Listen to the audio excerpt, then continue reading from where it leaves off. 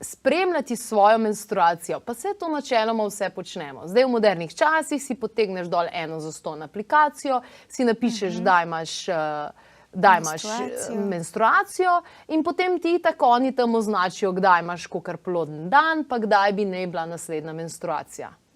Kaj je tukaj zdaj še več od tega? Ja, aplikacija ne more boljš od ženske vedeti, kdaj ima ovulacijo. Zdaj velikokrat se tle sprašujemo, kako vedeti, kdaj ima ženska ovulacijo v menstrualnem ciklusu. Menstruacija je najbolj očitna stvar ženskega menstrualnega cikla, ampak pomembni so pa še tudi vsi ostali dnevi v menstrualnem ciklu. Se pravi, od enega dne menstruacije pa do naslednje menstruacije. Se pravi, tudi ostale faze menstrualnega cikla. Zdaj, prvi del faze od prvega dne menstruacije pa do ovulacije je nekako spremenljive dolžine. Se lahko ta faza iz cikla v cikel spreminja. Medtem ko druga faza menstrualnega cikla od ovulacije pa do konca menstrualnega cikla je pa vedno približno enako dolga, nekje od 11 do 16 dni.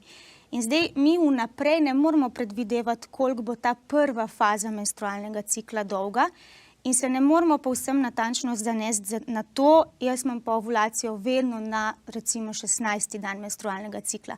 Kar pa v bistvu te aplikacije počnejo prav to, se pravi na podlagi neke statistike, predvidevanja, predvidijo, kdaj naj bi ženska imela ovulacijo. Ampak tle smo zelo nenatančni, ker seveda lahko se ravno v tem ciklu zgodi to, da se ovulacija zgodi nekaj dni kasneje ali pa že nekaj dni prej. Tako da, če želimo res natančno vedeti, kdaj nastopi čas ovulacije, mora ženska sama spremljati svoj menstrualni ciklus, poznati svoje telo.